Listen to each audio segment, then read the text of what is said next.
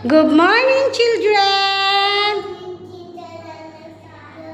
Okay, today we will do experiment about surface tension.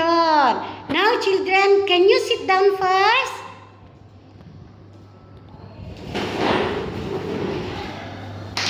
Okay. Okay, children, we have here a black paper powder and a detergent, liquid detergent. We have liquid detergent. Okay, children, you put the black paper on the water. Slowly, put slowly, put slowly. Okay, slowly. Okay, put more, put more. Okay, put more. Okay. Amos, can you put the black pepper powder to the water? Slowly. Slowly. Okay. Yeah, okay. Now? So many. What's that? Black paper. Okay, children. We will put the liquid detergent to the water with the black paper. Then we will observe how the surface tension on the water pushes the black paper away from the detergent powder. Okay, Tiran, you put.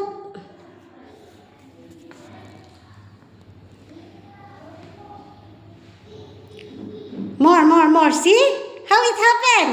See how it happened? The detergent pushed away the black paper powder. Yes? Okay, come here, Amos. You try. Okay.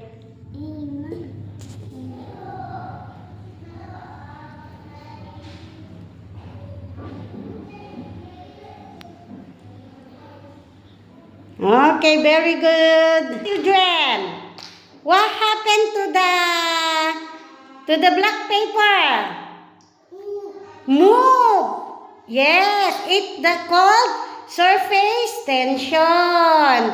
The liquid detergent push the black paper away. Good morning, children. Today I show you. This one is solid. Now let's see how solid become liquid. We need to rub, and then the solid become liquid. This one ice become water already. Yes? Can you say solid?